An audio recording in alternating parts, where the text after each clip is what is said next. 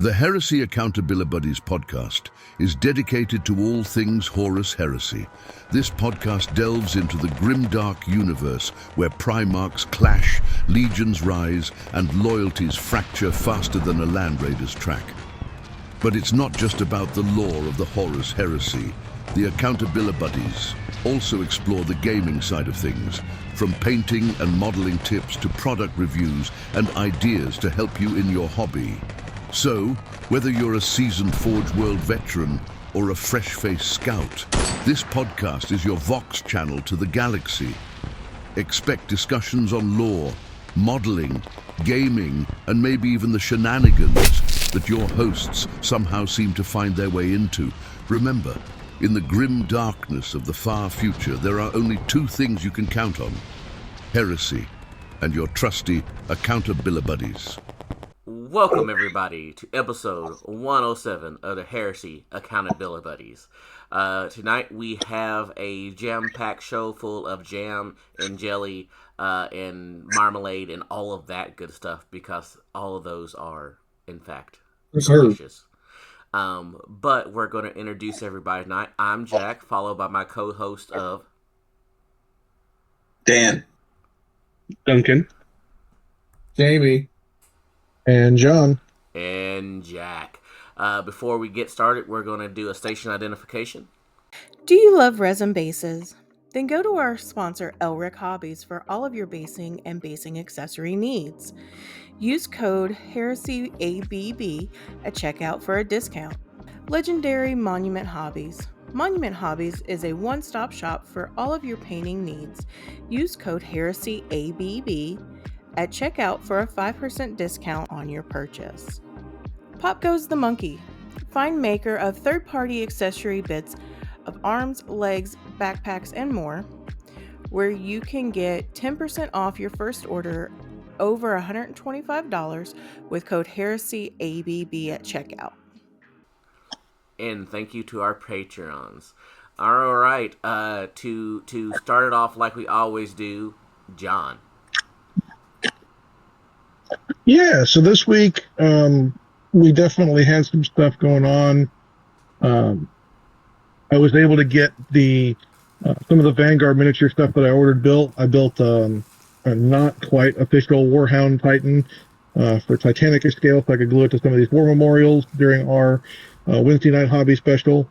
Also a bunch of the other Vanguard like Mechanicus stuff. They've got little spider walkers that kind of kept falling apart on me. And then their Wraith Lords are like 6 individual parts, with some of the parts being very tiny and tedious, and much cursing was involved in trying to make them assemble. For some reason, I didn't want to glue. And so, but I did manage to get them all assembled finally, and got a few more memorial displays built. I'm now sitting at 7 long pieces and 2 short pieces, so I can start building more bases after I get some bases cut up this week. When my buddy comes over and helps me with the on them apart, and I'll be setting those up. In other news, I was able to go to a local Daiso store opening, and so now I have 2 Daisos, each within a block of my house in different directions.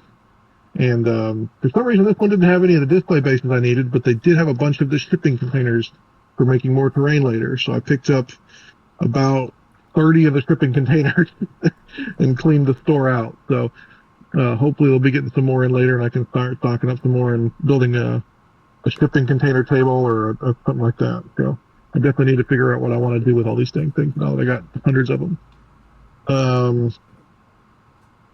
That's pretty much been it for me. I've just been working through some of the terrain, just house cleaning today, trying to find some more room for the terrain, and then bought a couple more boxes to help store nights too going forward. So that's everything I got done. What about Jamie? I built 2 Contemptor Dreadnoughts and started on a Land Raider this week, hobby-wise. And then been playing through Space Marine 2 with John and Brian, and that's pretty much it. Haven't had a ton of free time, but still managed to beat the main campaign in Space Marine 2. So that's pretty much... And I boxed up stuff and shipped to people around the country. So, anyways, let's go with Duncan. So this week I got another batch of the Rampagers finished, other than their basing. That puts me with, hang on, 4 completed squads, only leaving 20 dudes left, and I got started on the next batch of 20 dudes. I've got the medals down on them. I've got their golds down. I need to try to get to work on getting the ribbing done. I'll try to get that done this week if I can. Get the ribbing, get the details picked out, and then start on their shoulder pads and their backpacks to try to get them ready for the next step as well. I also need to go ahead and get a batch of World Eater template or transfers ordered, because I don't have enough to complete an actual squad. I don't believe which has me kind of pissed off. Yeah, see, I didn't believe me either, but because I've got 3 different packs here that all say World Eater Mark II transfer sheets, and all 3 sheets here don't have the bits that I need to actually put on another squad of dudes. So I'm kind of confused by why there's so much red on these guys on this sheet and there's not nearly enough gold. So that's kind of got me pissed off at them. But I'm going to have to order a 4th sheet. So I need to do that. I'll probably do that while we're recording tonight. We'll see. Other than that, Jack, what'd you do this week? Well, the first thing I did this week was, hey, Duncan, throw on an Ultramarine sheet on there, because I know Gabe just got me one, but you can never have too many decals. That was the first thing I did this week. Or maybe the last thing I did this week. Yeah, there we go.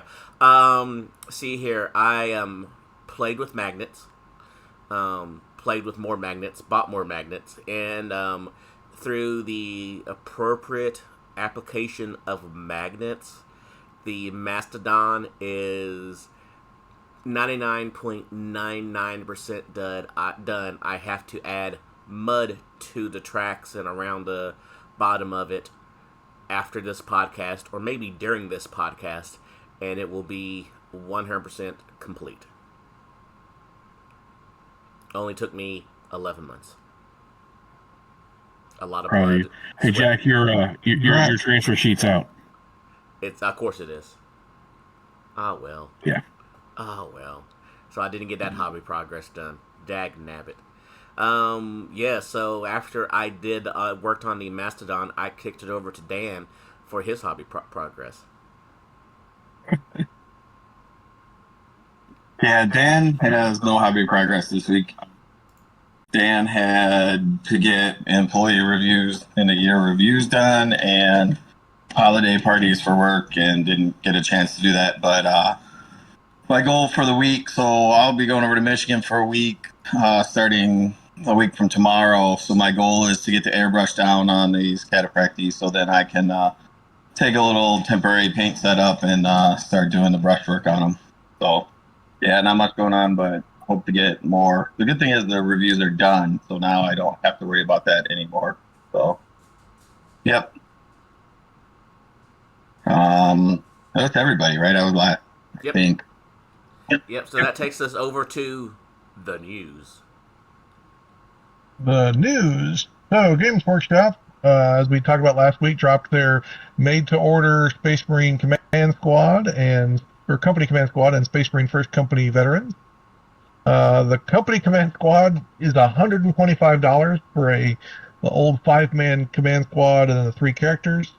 And then the Terminators is $110 for 10 characters in there.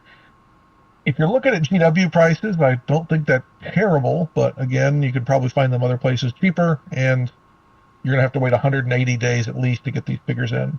So just think about that before you place those orders. For the preview article this week, we found out that they're resurrecting all of their Sector or Sanctum Imperialis terrain. So these are going to be made to order as well. So the Sector Imperialis Basilicana, this is the one with the 2 large at ease statues. The Sector Imperialis Sanctum, this is the one with the 4 statues on buttresses on the side of the thing. And then Imperial Sector, which is 3 small ruin pieces.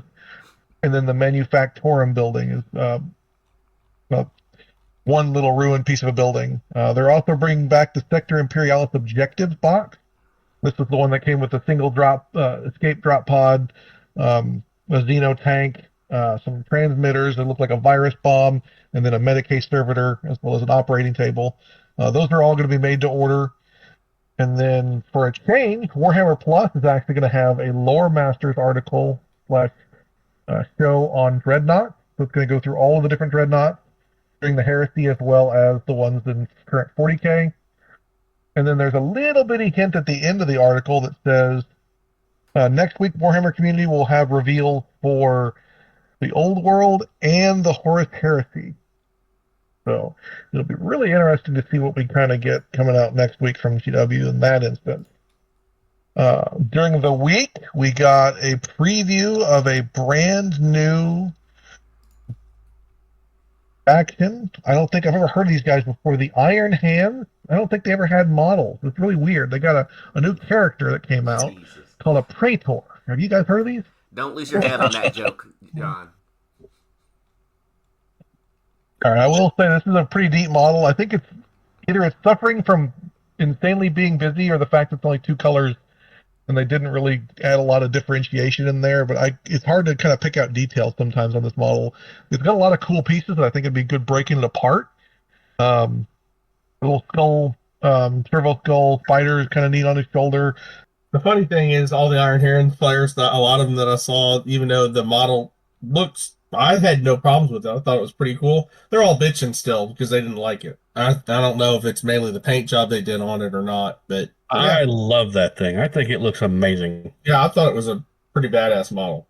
Make a good engine, what do you call it, tech marine, too. I think it looks perfect for exactly what it is. I mean, it may not be every single person out there's cup of tea, but what it is the same thing we've all been clamoring for a while. It's a Praetor, specifically for a Legion who didn't have a Praetor. Yep. And that gives me hope. Yeah. The fact that they've continued doing Praetors, like the Iron Warrior one, and these guys, I'm looking forward to the next Praetor that we're probably going to get next week, or this coming week. Any bets? Well, I'm pretty sure there's only one Praetor Legion left who hasn't gotten a Praetor, and that's the World Eaters. Yep. I think it'd be really cool to do the, I forget the name of him off the top of my head, but the character that leads the Dreadnought, this guy'd be really good for that. Yeah, he would. Yeah. I like him a lot. Like, it's just funny, though, that, like we said, it's been forever since the 4 Iron Hands have had, this is their first official model almost, so it's just sad that it took them this long, although, considering they knocked it out of the park on everything apart from paint job, and a brown base rim kind of detracts from it too, but it is a nice model. Yeah, I count that guy as a win. Absolute win. Yeah, the feedback I got from admittedly non-Iron Hands players, but yeah, they really liked it and they knocked it out of the park too, so I agree. So you think it's going to be a Trader Primer or Praetor next week is what you're saying? Well, we got, who is the first of the new ones we got? I don't mean way back when this edition started. I mean like 3 weeks ago. Then you get the Iron Warriors. The Iron Hands. No, we got the Iron Warriors. Then we got Iron Hands. Well, there was the Rune Priest as well a couple weeks ago before that. That's what it was. So my thoughts are we're getting a character for alternating legions or alternating loyalty legions. So we'll get the Space Wolf Rune Priest. We'll get the Warsmith. We'll get the Iron Father. Maybe we'll get a Praetor for the World Eaters. That's my hope. I'm still going Raven Guard, but my guess is that you're all wrong, and they said it was going to take a long time to get that dark mech stuff from epic scale up to 28 millimeter. That we're going to see some of that stuff release. We might, and if so, even cooler. This is an expansion, and I really don't need another Praetor for my World Eaters because I've got so many that I've made already. Well, there's only 47 models of what's-his-face with the axes between 30 and 40K, so you can always just any one of those. Karl, yeah. Yeah. I'm still going. It's going to be great. 47, but there's at least a dozen car models, aren't there? There's two. Times. No, there's the ones too. There's the old metal one, there's the plastic one, and then there's the resin one. Yeah, there's technically three, but you can't get the old metal one anymore unless you're, on eBay. But yeah, no, I get what you're saying. Unfortunately, and I have base models off Karl, the resin one, so I can't really say anything there. But yeah, I'm just hoping that this is going to be every Legion gets their Praetor. Yeah, no, you're a bare minimum at this point. I mean, it makes you at least feel welcome in the hobby when you've got a model that's just for your Legion. Yeah. Yeah. Maybe we'll get lucky and it won't be a model and it'll be a book that's rebalancing and updating the legacy units and bringing them in line with where they should be. Dan, must you shit all over my ideas? Well, we're not done with news yet, gentlemen. After the official GW models came out, we also got, we talked last week about the preview that dropped for the Joy Toy Night Titan. Oh, Christ. The day after we recorded, it officially dropped on the GW merch website for $699.99 US. I will say, like I've said before, if you don't order it from GW, you can find it a lot cheaper. Direct from Joy Toy seems to be about $300. Some places are saying that that's with free shipping. Some places are saying it's $100 shipping. Amazon's got them on pre-order already for $400, and then the USA Gundam store that I order stuff from has them for $500. So the cheapest I saw was what, $250, but it didn't include shipping. So throwing another $100 was that? Wouldn't you say that's accurate? Yeah, that's the Cool Store Inc. or whatever it was before. Yeah. That's the official Joy Toy store. So shop around. You'd always don't have to buy stuff from GW. I know the Primarchs, they were a little over costed compared to some of the resellers, but you got a free shirt, as well as expedited shipping. But it's nice to finally see the House Terran Knight come out. I might get the House Raven Knight if it ever comes out, but I'll have to decide if I have enough room in my house for one before that. It's the size of a warlord, right? No, it's the size of a Warbringer. Warbringer. Okay. So it's a little bit taller than a Reaper. It has a permanently mounted base on it too, because they were a bit top heavy, if I remember correctly, right? Yeah. So the back of the Knight, I guess, kind of its shoulder area that kind of sticks up over its back, that would keep it leaning backwards, has a base that has to be attached there. Gotcha. So I don't know how posable it's going to be either. There's a lot of the figures that came out before that had weird posing. I know some of the Mechanicum robots, some of the legs couldn't move just because they were so top heavy. So this one's just really weird. I would almost wait for it to come out before buying it, just in case it's going to be more than just a statue. But if that's what you want in the world, you can go ahead and get it. It does come with a pilot, which is nice, and a fully detailed interior. So there's some cool stuff to be had with it. Also on the Warhammer merch store, a bunch of secret level related stuff dropped. So the secret level was a Amazon V show. Every episode was a different video game related release. Obviously the 40K one came out. We'll be talking about that a little bit later in the episode. But to coincide with that, they dropped a whole bunch of different t-shirts on the Warhammer merch store. So there's kind of what looks like Titus's chest armor as a t-shirt. There's one that's pretty neat. It looks like an old 80s metal cover. It just says Ultramarines Courage and Honor on it, and the Courage and Honor is done in kind of a graffiti. And then there's a couple of hoodies with just the secret level company logo on it. And then there's the most of you probably seen by now. If you haven't seen the episode, I know Twitter and Instagram are being spammed with the kind of four-way Space Marine fight versus 100 different cultists. Those 4 Marines walking up that bridge is stood up as a mouse mat. So that's kind of a cool add-on for. And it's not that expensive from GW. For $25, you get a full-size mouse pad. And that's all of our official GW releases. We talked a little bit in the background about talking about some of the non-official GW things that can be used for Heresy through the news. And so there's a company called Chaos Temple Miniatures. I have a few of their Space Marine Librarian and Chaplain conversion kits. They have announced that they're going to be doing a discount on all of their Space Marine 30 millimeter and sci-fi and fantasy models. So between now and December 20th, you can get a 20% discount. Again, that is the company called chaostemple.cz is their website. They've got a whole bunch of different upgrades and things out there. They've even got a Motorhead model that's kind of neat. Looks like a little Lemmy with a big axe. It's kind of neat looking. The other thing that dropped this week was Anvil Industries came out with their new power armored infantry. These look a lot like the power armor that was in the Edge of Tomorrow or Live, Die, Repeat movie that came out. So it's kind of a near future-esque power armor.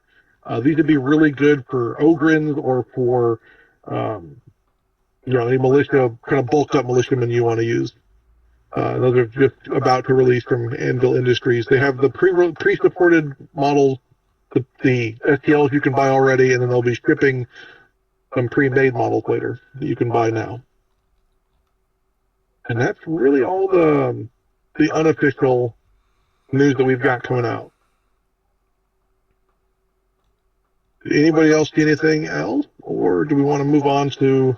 I do want to bring up one thing that I have seen today, and I saw it yesterday, and I wanted to make mention of it. The basic Age of Darkness box set is sold out on GW's website, and is listed as temporarily out of stock. And that's for the basic box.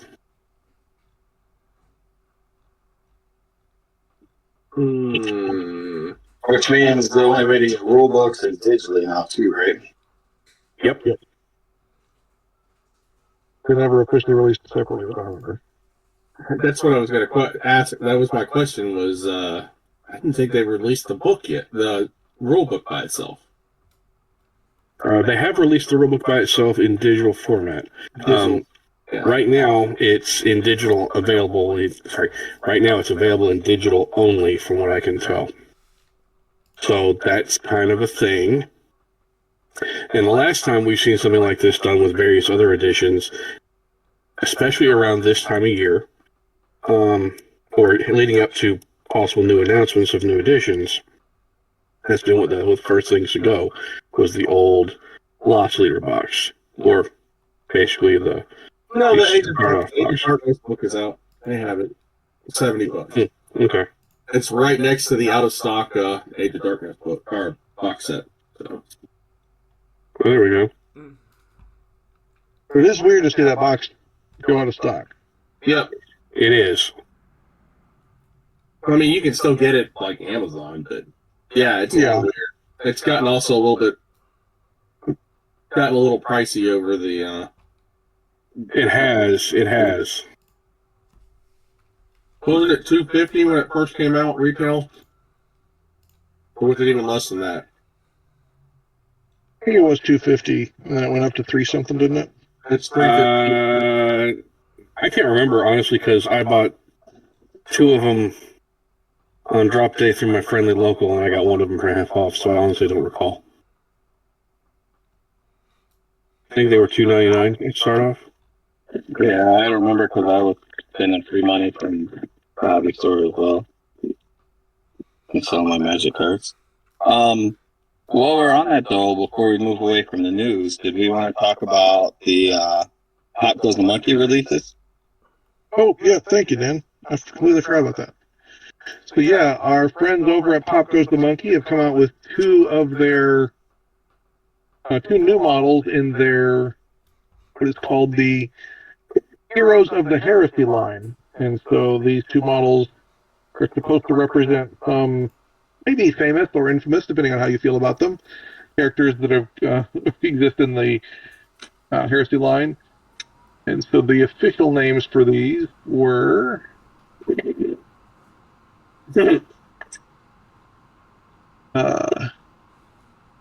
Graham Atticus and Ollie Pizian.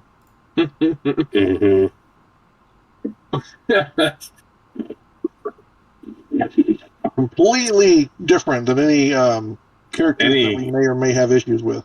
Yeah, Yeah, absolutely. Definitely not any other character name that may or may not be licensed, owned, etc. by a certain company who creates Warhammer. Yeah. They're definitely cool models. You can see the Argonaut influence on Graham. He's got the little time tuner thing on him. And then Ollie has the slung shotgun and cross. So definitely some cool models. I like the way they look. I went ahead and ordered myself a pair. It goes with the not Lotara model from last year. Yes, it definitely does go with the not Lotara model. I mean, Captain Ursula Claw? Yes. Captain Ursula Claw. Captain Ursula Claw. Was that a con only exclusive? No, it's on his website No, it's right on his now. website now. Okay. Yep. Also, Yep, you can absolutely get her still. Okay. I didn't know if that was a con only type people or not. I don't think I'll personally pick either of those up, but it's cool to see them. You know, they're friends of the podcast and supporting Heresy stuff. So. Yep. No, I definitely dig the fact that we're actually getting, I guess you could kind of sort of say we're getting NPCs? Yeah. For Heresy. Yeah. Obviously with them not being official models, I'm absolutely all in favor of it. So, you know, you say NPCs, but if you wanted to create special objectives around events in the books, you could certainly use those characters in a few situations. Sure, there's a lot of use for various different things that come out like that. And I agree, we could use it in various other ways. Personally, I think they're just neat, and I will find some way to find use for them, either as objectives or as something else. Who knows? Yep. So. Also, I think we should mention that the Dethroned preview cart goes out tomorrow. For everybody going to preview. The preview. I didn't think the cart was live till January. There was a date. Event cart January, preview but launches is what their website says. Yep. I hear some of the guys that I know are running things, so that'll be cool. Here's hoping I'm Dylan back can to- get figured out. Yep. Wait, what? Jack, did you just try to throw me under a bus again? What? Me? What? Anyway, so Try. So on to Try. I guess, and they should know no fear. The what we call it, the Amazon show. Short. Ooh. So I'm gonna go ahead and say this right off the bat before we turn it over fully to John for the initial information blurb on this. I really loved the show Astartes on YouTube. Loved it. Absolutely thought it was amazing. This is a really decent remake. And now to John. Well, it's not going to be John because he stepped away for a second. So you got Jack. So I'll throw this out there. I think from having played Space Marine 2 and played Space Marine 1, the video games, on your choice of system or PC, that if you just watched this without any context, you'd kind of be lost. And that I'm not going to say they're both required for you to kind of know what's going on, but I would say at least Space Marine 2 would be very beneficial for you to have at least know the storyline of what happens in that to understand what happens in this. See, my kid who watched it and has not played Space Marine 2 says he is shaking his head very vigorously, stating that he agrees with you. See, I felt fine not playing Space Marine 2 and watching that show. I feel fine having played some Space Marine 2 and watching it and enjoyed it. But then again, I also enjoyed Astartes, which this is very obviously since they even included the Astartes writer in the creation of this, it felt very much like Astartes to me. It felt like an official version thereof, just shoehorned in to fit with what they want, and I really liked that. I also kind of didn't like the fact that it was a direct Astartes, almost blow by blow or representation by representation. So I guess while I say I enjoy it, and I will watch it again and again, I'm not sure how I feel about it. Does that make sense? Yeah. No, I mean, before we started recording, as I said, I have questions about it, and I mean, y'all tried to assure me, but I still have questions about it. And the whole thing about no librarian just baffles me, but... And I didn't think that. I guess 42nd century. Most of the Marines know about chaos and all that. So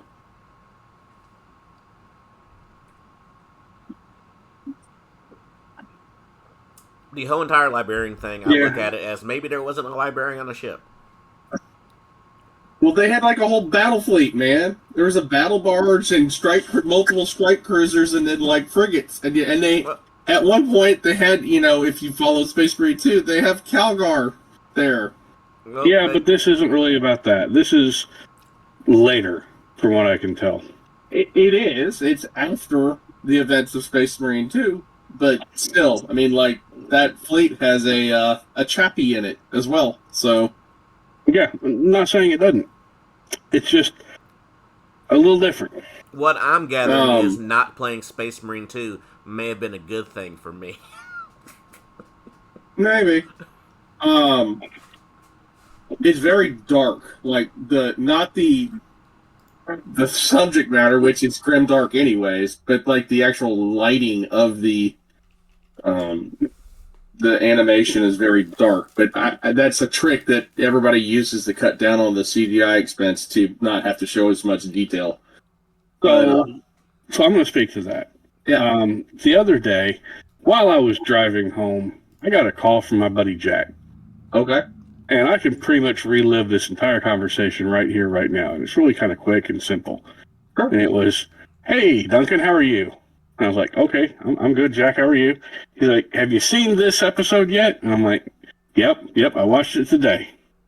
And he said, "What was your favorite part?" And I said, "Other than the fact that it felt like Astartes, my favorite part was how much it felt like the Battle of Winterfell from when the undead attacked it in Game of Thrones. Because everything was dark and I couldn't see a damn thing." I think during the Zangor fight, it was definitely super dark. Oh, yeah. Until they started bleeding, and then you could kind of see more. The intro fight kind of through the valley and the cutting people in half, which I'm glad they didn't shy away from some of that. It definitely kept it, I wouldn't say like R, but it was definitely a high PG-13. Which is kind of where GW has let 40K and Heresy live. Not like complete adult only, but not complete kids show. So I liked it a lot in that instance. And that one, like, Marie, or that one poor cultist, like, I got to shut off, and then get his face smashed, and it was kind of funny. Yeah, I think the Zangor fight was super dark. It kind of breaks it up into three different fights, right? You've got the fight through the valley, the Zangor fight, and then the demon fight.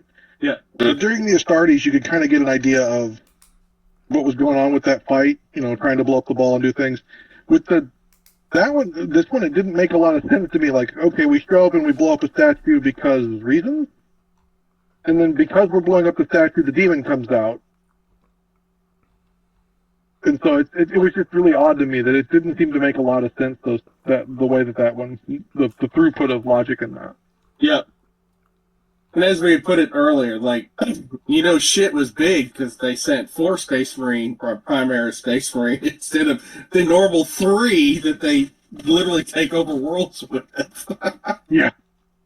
There's 5,000 gaunts and a time parent. We'll send 3 guys. Oh, we got a demon? Better send a 4th. Better send a 4th. Yeah, like I said, didn't dislike it. It definitely felt different.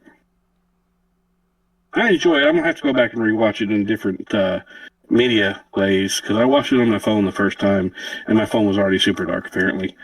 And then the second time I watched it on my TV, and it was bright outside, like because it wasn't quite dark yet.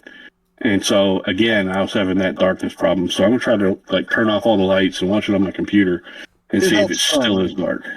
Yeah, because that's what I did. It was right after we finished. My buddy and I finished our yearly Christmas Die Hard marathon, and so it was at least dark enough outside that I went ahead and just killed all the lights, turned the TV way up, and so whenever the bolters were booming, the couch was shaking. So it was definitely a good time if you've got a good setup.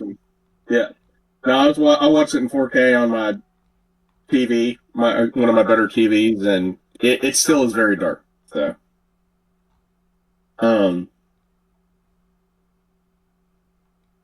I'm a little disappointed that we won't get more of it, at least right now. It's kind of sad it's only like one episode, but... So that's, I guess, another piece of news that we missed, but it's kind of related. Henry Cavill and Amazon officially finally reached some kind of an agreement with Games Workshop, and they're going to start working on the Warhammer 40K TV show, whatever that means. They're going to start it in 2025. So that means we'll probably have something by 2026, 2027 at the latest. So be interesting to see what comes of that. They've been very coy on what it is. They didn't even say 40K. They just said in the 30K universe. So, who knows? I mean, sorry, go ahead. I was going to say, I was hoping for the old Eisenhorn TV show that they first started talking about, but 4 years ago now. Yeah, about then.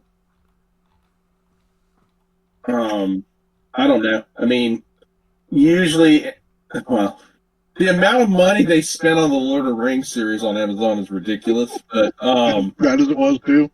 Yeah, it was as bad as it is. I know some people that like it, but generally they're in the minority. But I mean, think about they still, when they took on like The Expanse and The Boys. I mean, they've put a lot of money into both of those. They did, at least with The Expanse before they killed it. They put a lot of money into both of them and stayed, okay to the original narrative, like at least in the same vein of it. They did make changes to it, especially in The Boys. And The Expanse, they kind of bounced around book-wise. They kind of muddled books together because of how short some of the seasons were. But they were still good. There was a lot of money put in the special effects and practical effects. So, by the time it made it to Amazon, they put 5 books or the last 4 or 5 books into 2 seasons, right? Thereabouts, yeah. But they ended up not. They still never touched on the main enemy, which was kind of weird, but whatever. Yeah, that was true. Yeah. They kind of cut right off. They kind of barely started touching that, and then they just dropped it. It was the end of the series right there. Yeah, so it's going to be. I mean, so we're trying to not become a pop culture podcast at the same time saying Amazon can be hit or miss depending on who's associated with it and who's directing it. So it's possible that, I mean, even Rings of Power. My opinions are we're going to try not to go too deep, but it does have pretty parts in it. It is possible for you. No, money will eventually look good. Yeah, I mean they spend a lot of money on the setting, and they try to do the special effects, but they need to maybe spend a little bit more money on the writers. But that's here and there. I don't know on that, because the last time they spent a decent amount of money on the writers, not to be rude, they got Dan Abnett, and Dan Abnett wrote the absolutely atrocious Space Marine movie we had before. So yeah, but he's also written Into the Death and a lot of the Heresy books. Yeah. So that's where we're at with it. So I don't know. Did you mention the Astartes guy was associated with this book, with this show? I did. Yeah, we did mention that. I had to step out. No, that's fine. I found that out after I started by ranting. So I don't know if actually throwing big money at a big name writer is actually the best idea. I think the only thing for the GW television show or what have you maybe getting Dan Abbott to recreate whatever, or whoever to recreate whatever it is, if they're using stuff that already exists. I think the only idea they really need to shy away from is to make certain that Matt Ward has nothing to do with it and that CS Goto is banned. Yeah, Matt Ward need ban CS Goto too. I think you touched on something interesting too, though, because a big name book writer doesn't necessarily mean they're going to be a good TV show writer as well, right? Yep, you're not wrong. In a way, I mean, Dan Abnett did help write the Guardians movies. So a lot of that was James Gunn punching it up. You can tell, but he was kind of the backbone behind that. So it'll be interesting to see what they decide to go with. If they go with pure GW talent, it could be the fact that maybe Abnett's not a straight movie writer or TV show writer. Maybe he's a better backbone guy in that instance. Which is quite possible. There's a very different. That he can't do the book well all the time. There's a very different feel in Guardians too, right? I mean, everybody loved Guardians because it's a mix of the action stuff and then all the lighthearted, humorous stuff, right? And I don't think we want 40K or 30K humor. We want the dark, gritty setting like an Expanse. I definitely don't want the Fallout levels of humor that they went with that show. Yeah, I would rather have something close to what we got with the Secret Level show. I think it was really good on showing a lot of, and a lot of the talk online right now is 40K is satire and all this other stuff, but it's really about man's determination on, how do you see the world? That's what a lot of that Secret Level show was. It wasn't just, we're screwed, we're not going to do anything. It's how do we fight back against this? Yeah. Well, I think, if you were to, I haven't kept up with all of them, but the first couple seasons of The Witcher was probably just that right amount, a little bit of lightheartedness here and there, but with the one character, and then everything else was really serious, right? So, Cable did something that's our hope with the kind of hope there is that Cavill was pulling that back because the writer wanted to make it much more funny, and Cavill was like, "That's not what he does," and that's kind of the hope with him being associated with this. Yeah, and it's apparently cost him a lot of problems other places, is because he's a super nerd like us. He understands the stories, so because he's associated with this, it gives me a lot more hope than it would be if he wasn't. Yeah. Oh, I just thought of a new release that we didn't mention, but Space Marine 2, they had the expansion and the bonus of the, what do you call it? The big patch came out this week. So they updated a bunch of the melee characteristics. They've updated, they've added in a new enemy for everybody. So the Zangor on disc is going to be now within most Chaos Cult. And then they dropped the Dark Angels DLC pack, which has a bunch of Unforgiven successor chapters that you can buy swag from. Yeah. It has like field of them. I think it's either 7 or 8 of the Unforgiven successor chapters. Yep. And then you also get the Bulwark skin too for the Dark Angels, which is pretty badass. And a new PvE that's the first twisting the first obelisk. Yeah. In the end of the game. So I've played that mission a couple times already. It's got some flaws. You have to have teammates with room temperature IQ that understand how to move a cup from place to place. So it's definitely fun if you've got the right group. Yeah, I did the Helldrake one last night.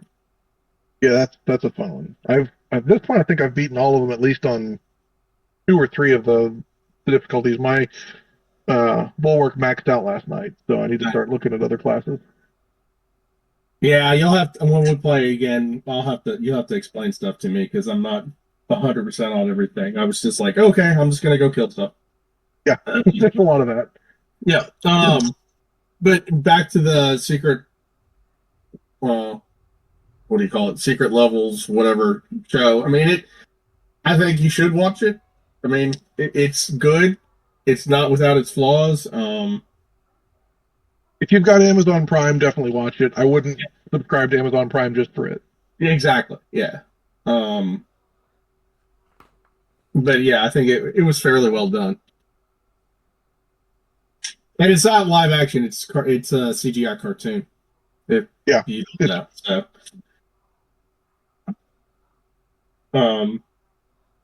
But yeah, as we were saying, Jack hadn't seen or played Space Marine 2 yet, so he kind of went into it blind and thought it was okay. Whereas I think it helps at least knowing about Titus. So yeah, they did bring up the GIMP. So come on, really? No one got that? Oh, I got it. I got it. I just didn't want to comment. Okay. Yeah. So I played Space Marine 2 until you got to start shooting things, and I ran out of ammo before I could kill a termagant and realized that I suck at first-person shooter games and I need to play with someone else to figure out what the hell's going on.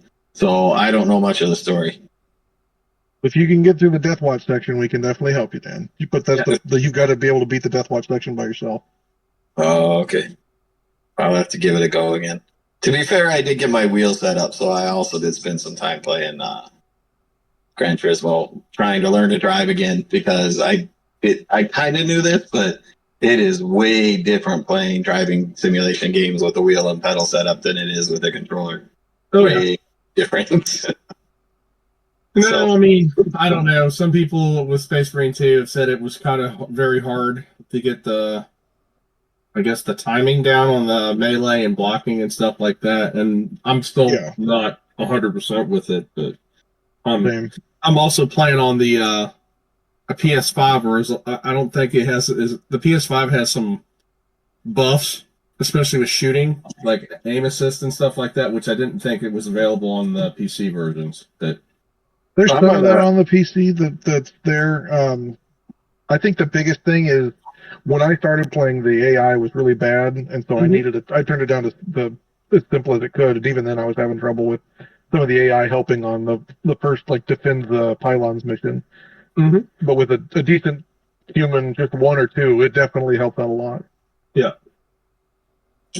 Well, I'm on PS5, so I'll have to look into some of those settings too. So, but I have historically, I mean, back to the Doom and Quake days, I've been historically bad at first-person shooters, so I would never win anything. So I just kind of accept that to a point too.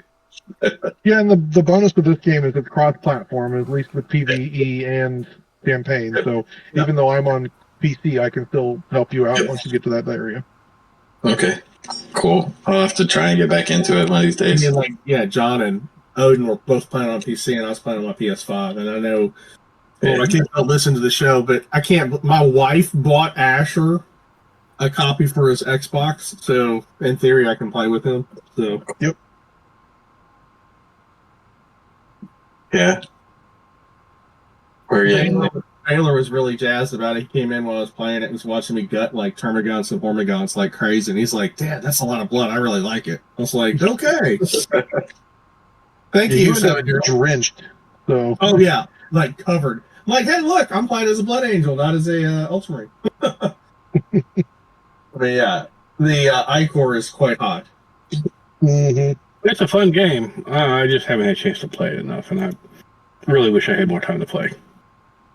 Well, I made an effort this week just to do it because I knew a bunch of the guys were playing, and I kind of just needed some camaraderie, talking to people. So, anything else to talk about? So, do we want to keep going here, fellas, and talk about ideas for stocking stuffers for your favorite, for the hobbyist in your life? Discuss the what we had kind of come up with for things that we think people might be interested in getting for their hobbyist or themselves if they're out there buying themselves Christmas gifts. Yeah, I think the biggest thing that I think most people would probably use more, and I don't necessarily think that minis are nice, but they kind of get lost in the conglomeration. Christine always hated buying me models because she's like, it's going to go in your pile, or you're going to build it, and you're going to figure which one it was. I was like, I won't, but that's what you believe. I think the best thing to buy people for Christmas, if you don't want to go the mini route, is probably tools or supplies that they don't necessarily have. So I think a big up in my painting abilities recently has come from the companies that keep making dry brushes, so the very large kind of goat hair brushes that are out there. Artist Opus, I think, is the main company that makes them, but Amazon has their own brand, and there's a couple other brands out there. Army Painter's got a real good set that I've used a lot of. Look at the tools that, your hobbyist has or doesn't have, and kind of some of the things that you might want to add on. Maybe watercolor pencils for holding the microset, microsol, like they do a lot of decals, stuff like that. So that's what I would look at is for gift-wise, that if you're looking for things to stock the stuffing that aren't, or stocking stuffers that aren't going to be super expensive. See, most tools are going to be about $20. I looked at it from I know that this person, my significant other hobby, but I don't know what it is. So looking at it from that one, some of the stuff that I put on my list was paint brushes, not good paint brushes, just cheap paint brushes. What I use for majority of my stuff. You can never have too many lights. A nice hobby knife, I started off with a very, very crappy subpar hobby knife.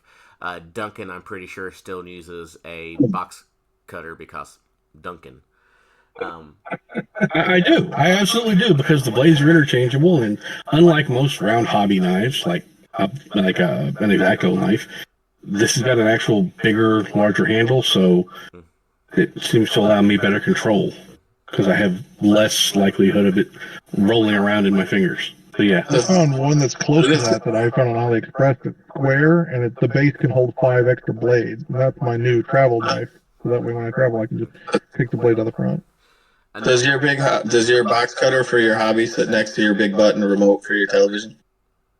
No, Dan, because I don't actually have a television in my hobby room. Because if I did, I would probably have my video games down here, and I would not get anything done hobby-wise, because I would have too many other distractions. Lord. That's fair. Another So thing. Another thing Good. that I put on there was one of those hobby. I called it a turntable. Not really sure what the technical name of it is.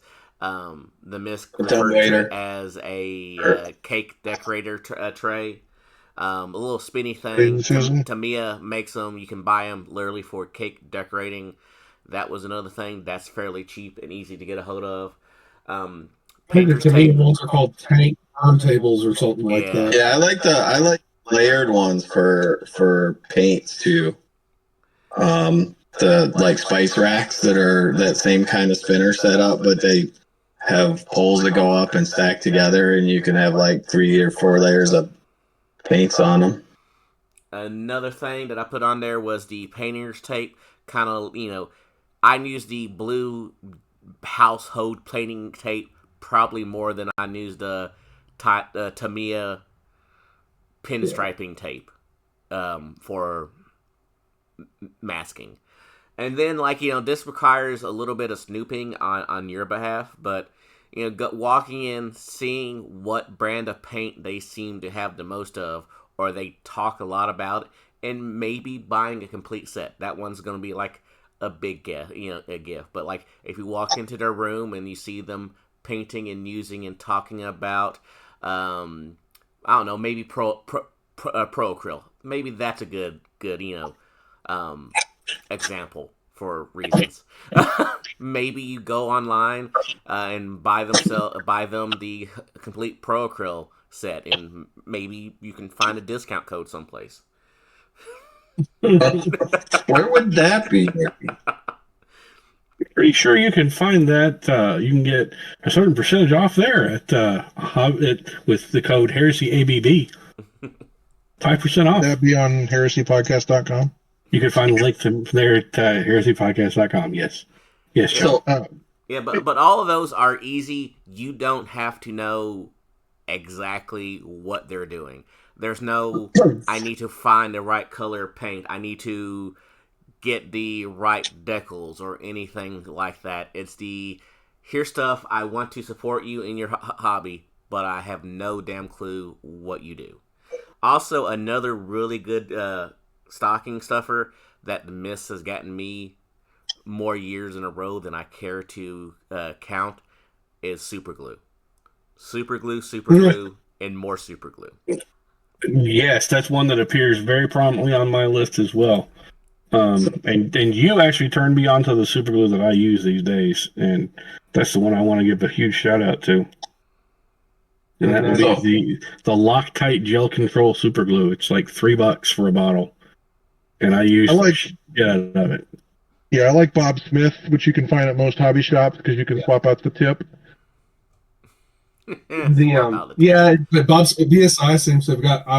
I've bought some recently because, as I said on past shows, I ran out of glue, and BSI has gotten a little on the expensive side. So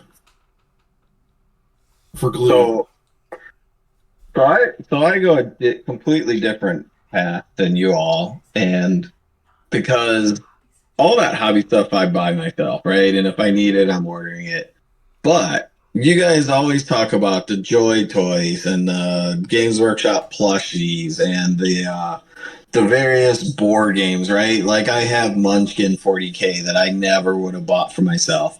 I don't buy that stuff outside of the gaming for myself. So that's always a good space, I think, if you want to buy a 30K, 40K fan something, and you don't know, what miniatures or don't want to get in miniatures or all this hobby stuff. I think there's a lot, there's the Target only board game, right? There's a lot of options there for non-miniature gaming games or, any of that kind of paraphernalia, Joy toy, stuffy, plushies, shirts, which you can also get from Heresy Accountabilibuddies. All that kind of stuff, I think, is, the direction I would lean towards myself, thinking about Christmas gifts for Heresy and 40K fans. The one thing I kind of wanted to touch on is something that almost everybody knows, and every single one of us carries it with us in our gaming bag, but no one ever really thinks about it until you absolutely need to get another one. And that's a tape measure. A good, reliable tape measure. Oh, there are tons of good deals on them right now because that's actually what I got. Black Friday is the only thing I bought Black Friday in a store was tape measures. Yep. Because there's some super awesome good ones you can get right now fairly cheap. Yep. I'm staring at one online right now. It's the Stanley PowerLock 25-foot tape measure with a metal case. It's less than $8 right now for a tape measure. Yeah, if you go to Lowe's and Home Depot right now, they have the Christmas deal set, and you can get tape measures, you can get this stuff. They've also got the cheap little intro airbrush attached to that compressor. It's not a great set if you want to do anything hardcore, but it does come with the same connectors that you can get to add to an actual compressor. So if you want a starter airbrush, it's not terrible if you can find it on sale. So, something else, if you're going to those Home Depots or Lowe's or what have you, to think about getting is double-sided tape, not just hobby tape, but double-sided tape and paint sticks. Or paint star sticks, whatever they're called, because you can slap a piece of double-sided tape on either side of that, and then use that to spray your stuff with your miniatures tape to it, where it's not going to hurt you, it's not going to hurt the miniature, and you're not going to be like I do and gluing and re-gluing things over again to a piece of reused sprue because it fits exactly 20 shoulder pads onto the entire sprue the way you have it laid out, like I do because I'm a lunatic. It's so much quicker, so much easier, and they're cheap. I mean, they're sold in bundles of 50. Yeah. Well, the GW paint handles are pretty good for single and models. If you buy a couple of those for someone that's got, if they're working on a squad, maybe get 3 or 4 of them. That way they can kind of swap around. But yeah, their painting stick that they kind of made that was like a paint stick with rubber bands on it was really crappy. It's double-sided tape and a paint stick is so much better. or natural wine corks that you can get for 150 or 100 of them from Amazon. See, I mean, that's what I use, and I have them everywhere. And bulk washers. I glue a washer in every one of my corks when I do that. So another one to that end though is disposable rubber gloves. Because I go through those pretty regularly between priming and airbrushing, or I spray the hell out of my hands. Maybe I'm just the only one that does that, but I doubt it. So I have a 50 or 100 count of those next down at my airbrush station or next to my primers that I grab every time I'm going to do any of that kind of stuff. And if you're into saving a lot of money and stripping models, 99% isopropyl alcohol is another good buy because it's got decent home uses, but as well as stripping plastic models. Yep, and I know this is not going to sound really welcome, but get yourself or your hobbyist some masks, because if they're airbrushing or they're using spray paint or what have you, an N95 mask will stop all those particulates from getting through, supposedly. And you got to keep your lungs in decent shape. So I am going to recommend that a lot of this stuff that everybody's recommending is on our Amazon shopping list that we put together. That's a great place to feed some people to. Just gonna say, and people are still adding stuff to it, because I know Brian added a couple items to it. But the one thing I am gonna say that I would love, and they're not horrendously expensive anymore, is a vortex mixer for paints. Yep. That is a very good point. $30 now or something like that. And also as Duncan pointed out earlier, at the Home Depot, like for stuff that you would not normally think about for hobbying, laser lines for like drawing, for painting, or for like making stuff level, you can get those very cheaply at Home Depot as well. Plus they go very far compared to like the actual gaming one. And they're good for doing apocalypse deployment zones or other stuff like that. Yep, I've gotten several of the Black & Decker ones, and I can't remember what the other one was. It was in a box because those are crazy, but the Black & Decker ones are fairly inexpensive, and they hold up awesome for long periods of time. So another thing that I'm going to recommend, and I recommend this for everybody at least once a year, go to your local Walmart, go to your local whatever shop, store, Kmart, whatever the hell you have around you. I know, that's kind of the point. And get like a 12 or 16 ounce ceramic mug. I don't care what's on it. It could be a cheap mug. It should be a cheap mug because it's literally going to get used for paint and then eventually thrown away. Just get a cheap 12, 16, 10 ounce paint cup. It's cheap. It has no purpose other than not being something they drink from, and it holds paint water. Just get something like that and replace it, because I guarantee you, if you look in your paint cup right now that has water in it, if it doesn't have water in it, if it did have water in it, that cup, the inside of it is nasty. And you're going to be dipping your paint brushes in there, and it's going to end up getting some funk on there, and you're not going to think about it if you're like me, and you're going to lick your paintbrush after you clean it, and it's just going to be a taste of foul fuck. And you don't want to do that. So get yourself or get your hobbyist a new paint cup. They'll thank you even if they don't know they need it.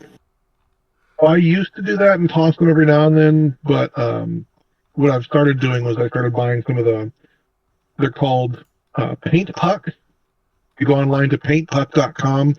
It's the little greeblies. It's a whole bunch of little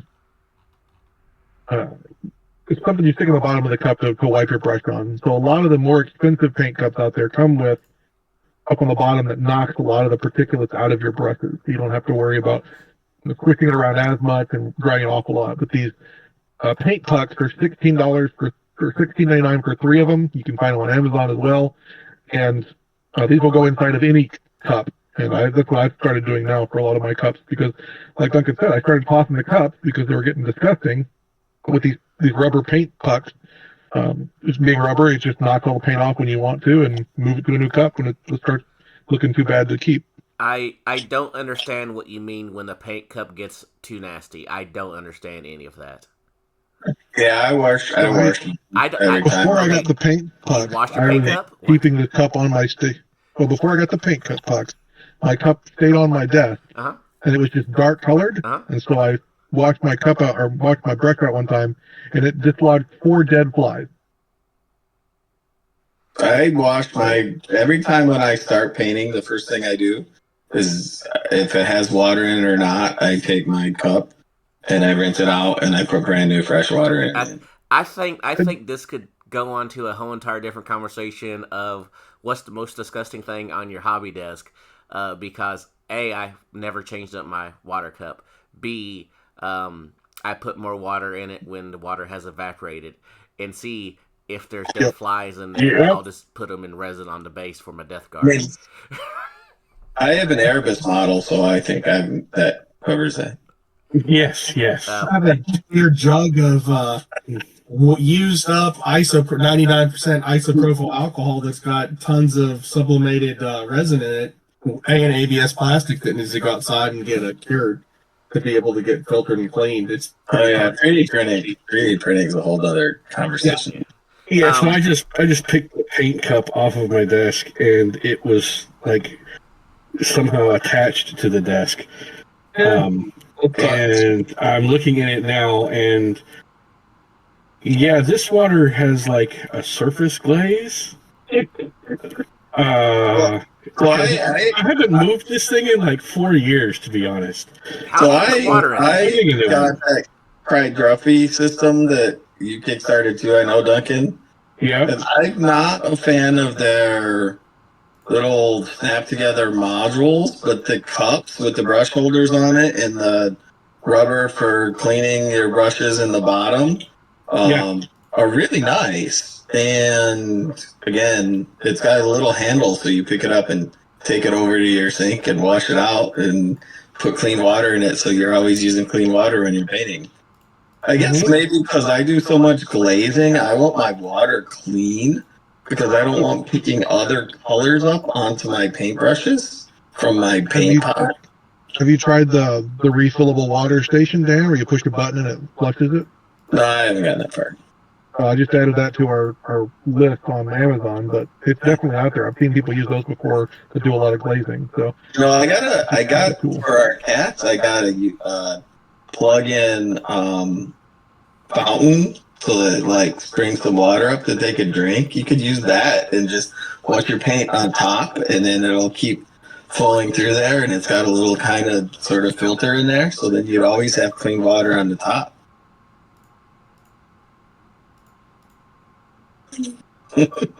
What I'm able to tell here is that we all have, other than Dan, we all have nasty paint cups.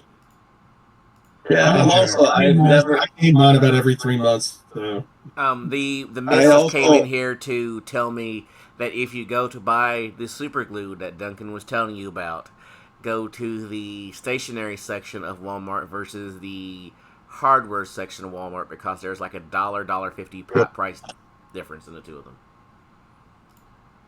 Oh, Walmart! I used to love it when they came in the tiny little 1/4 ounce metal containers, but when they stopped doing that as easily, I stopped buying last night. So Walmart sells the same thing in 2 different areas for different prices. Yep. Yeah.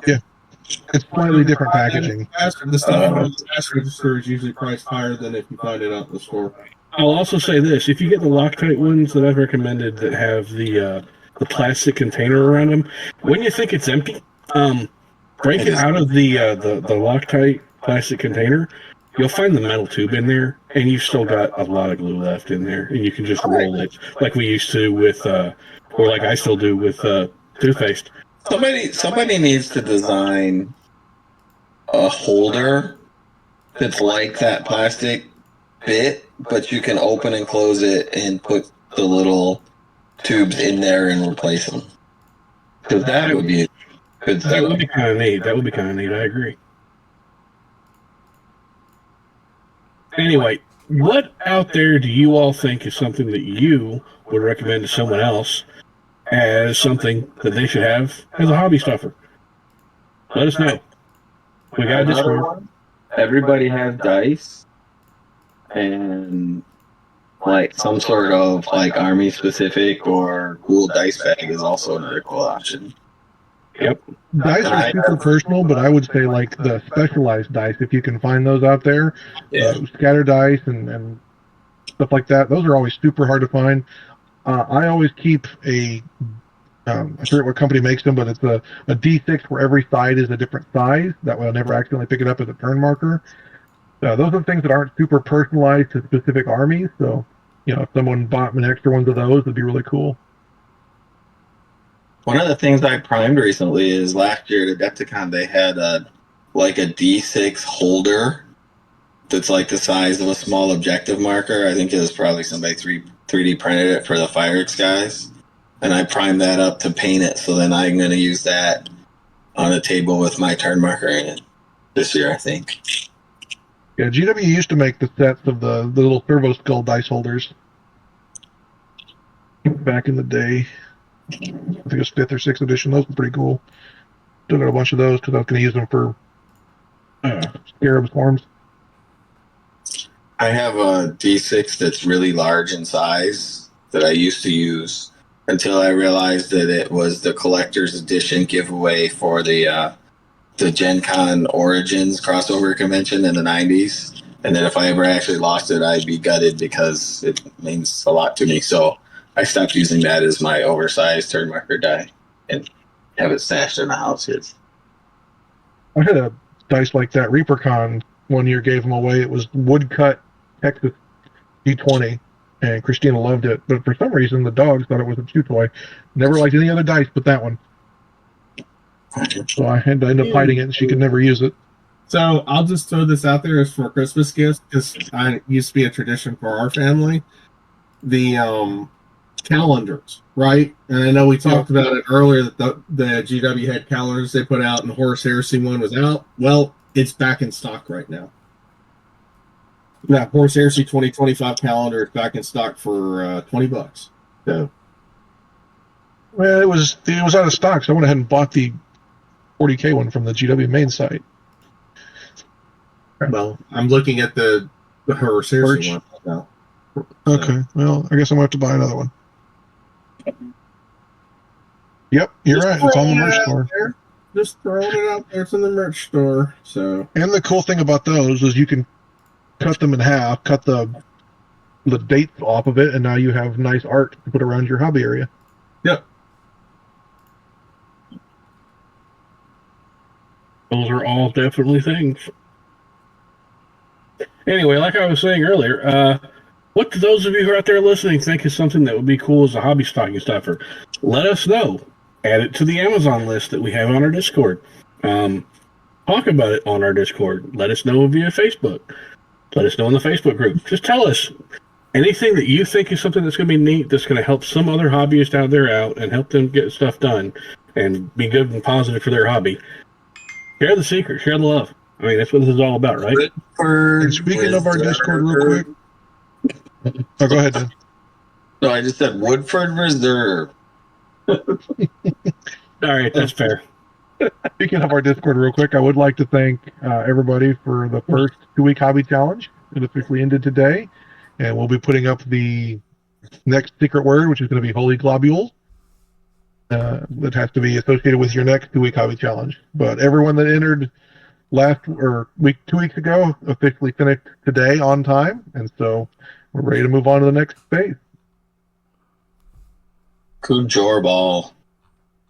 Yep, Holy Globules. Remember that. Put that on your paper when you take your picture. Yep. All right, is that everything? I think so. Oh, other than remember, folks, the T-shirts and hoodies are still on sale right now. They're still available. We will be ending it shortly after Christmas. The store will shut down at the beginning of January, and we'll open up again. I don't know. Should I shut the store down or just leave it running until after Adepticon? I'm not really certain. What do you guys think? I think go ahead and leave it till Adepticon. Yeah, I'd say leave it to Adepticon. All right. Well, I'll leave it up there for Adepticon then. Man. All right, I'll leave it open until Adepticon. Remember, folks, we have hoodies and shirts with all of our art. The first year, last year, and this year's art is all available. And I ordered so many shirts, Duncan thought it was a typo. Yes, he did. And I'm absolutely serious about that. Were they all Ultramarine shirts? Mm-hmm. Yes, they were. One for every day of the month. Close enough, yes. Nice. Anyway, All right. I think at this point, gentlemen, are we about done for the night? Duncan, tell John to get us out of here. Duncan, I'm going to assume you said Duncan, tell John to take us out of here. John, take us out of here, says Jack. All right, everybody, thank you very much for joining us on the 107th episode of the Heresy Accountabilibuddies. I'm John, and tonight I was joined by Dan. Duncan. Jack. Jamie. And remember to always be accountable to yourself, to your buddies, and your hobby. And we'll talk to you next time. Have a good night.